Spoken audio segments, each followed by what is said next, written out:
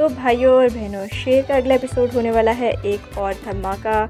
जहाँ पहले लग रहा था कि ड्रामा काफ़ी स्लो हो गया है, अब वहाँ पे ऐसे ट्विस्ट आ रहे हैं जो देखकर हर बंदा हैरान रह जाएगा। तो सबसे पहले बात करते हैं कि शेर अभी हॉस्पिटल में आखिर रहेगा कब तक, क्या वो निकल पाएगा या नहीं, और उसकी मेंटल स्टेट जो हर वक्त डिस्टर्ब की जा रही है उसकी असली वजह क्या है। पिछले एपिसोड में दिखाया गया था कि शेर बार बार इंजेक्शन से लड़ता था, जैसे कि उसको फोर्सफुली पागल बनाया जा रहा हो, लेकिन फिर भी उसकी मेमोरी इंटैक्ट है और उसकी फ़ाइट बैक एटीट्यूड वाकई एक शेर जैसी ही है। सबसे पावरफुल सीन वो था जब फजर टाइम पर उसका सीन दिखाया गया। वो मोमेंट इमोशनली काफ़ी स्ट्रॉन्ग था। लेकिन अगर किसी इंसान को रोज़ बच्चा समझ के बंद रखा जाए और इंजेक्शंस देकर उसका मेंटल स्टेट तोड़ने की कोशिश की जाए तो आखिर वो कब तक कंट्रोल में रहेगा। शेर हर दिन लड़ रहा है और उसके अगेंस्ट कंस्पिरेसी चल रही है, ख़ास तौर पे डॉक्टर रंगून वाला जो क्लियरली मिला हुआ है उसके दुश्मन के साथ। डॉक्टर रंगून ने तो उस एक्सटेंट तक गेम खेला है कि फजर को भी समझा दिया कि शेर को अकेला छोड़ना गलत था। वो 3 डॉक्टर्स को बुलाकर गुस्सा करता है, लेकिन असल गेम उसके पॉकेट में गिरते नोटों की वजह से चल रही है।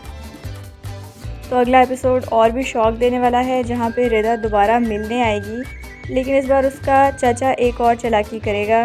शेर की ड्रिप में इंजेक्शन लगवाया जाएगा ताकि वो अगले दिन इरेशनली बिहेव करे और उसका रिलेशन ख़त्म हो जाए रिदा के साथ। फजर उसको समझाएगी कि उसकी फियांसी ने 1 साल तक शेर की अंगूठी पहनी रखी है और उसका इंतज़ार किया है। शेर ख़ुद भी रिदा से मोहब्बत करता था, इसलिए वो कोशिश करेगा अपने जज्बात को कंट्रोल में रखे। लेकिन जैसे ही फात सामने आएगा, शेर का गुस्सा फट जाएगा, वो चिल्लाएगा, उसका गला दबाएगा और वहाँ से सिचुएशन मज़ीद ख़राब हो जाएगी। रिदा दोबारा अपना गला दबाएगी और उसकी माँ कहेगी, बस ये बंदा तो है ही पागल, इसने अपनी बेटी नहीं देनी यहाँ पर। और फिर स्टोरी में आएगा एक और ट्विस्ट। फजर को समझ आएगा कि शेर के साथ कुछ गलत हो रहा है।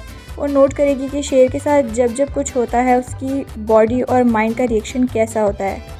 वो ऑब्ज़र्व करेगी, नोट डाउन करेगी और शायद सीसीटीवी फुटेज देखकर जान जाएगी कि डॉक्टर रंगून शेर के रूम में चुपके से आता है।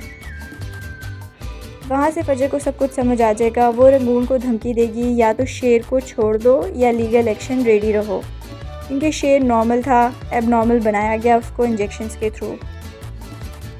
और जब फजर उसको रिकवर करने में कामयाब हो जाएगी तो शायद उसे कहीं और ले जाया जाए, घर से दूर, किसी सेफ जगह पर जहां उसकी थेरेपी और हीलिंग चलती रहे। अगला शॉकिंग पॉइंट ये है कि जब शेर ठीक हो जाएगा तो रिदा को सब कुछ पता चल जाएगा कि उसका चाचा रंगून को पैसे दे रहा था ताकि शेर कभी स्टेबल ना हो। तब रिदा को रिग्रेट होगा कि उसने शेर का साथ नहीं दिया, लेकिन अब तक काफ़ी देर हो चुकी होगी। शेर उससे नफ़रत करना शुरू कर देगा, क्योंकि उस मुश्किल वक्त में उसका साथ देने वाली सिर्फ फजर थी। फजर जिसको शेर सच में अपना सोलमेट मानने लगा।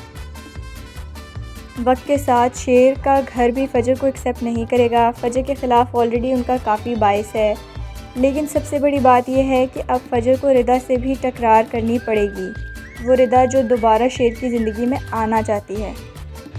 तो टेंशन यहाँ ख़त्म नहीं होती। ड्रामा में अभी भी काफ़ी मटेरियल बाकी है। शेर के अगेंस्ट जो भी कंस्पिरेसीज़ हुई हैं उनको एक्सपोज करने में टाइम लगेगा। तो इससे कहा जा सकता है कि एटलीस्ट 15-20 एपिसोड्स और आ सकती हैं इस ड्रामा की। तो भाई, अगर इन पर बात की जाए दानिश तैमूर की एक्टिंग की, तो उसने वाकई शेर को जान दे दी है।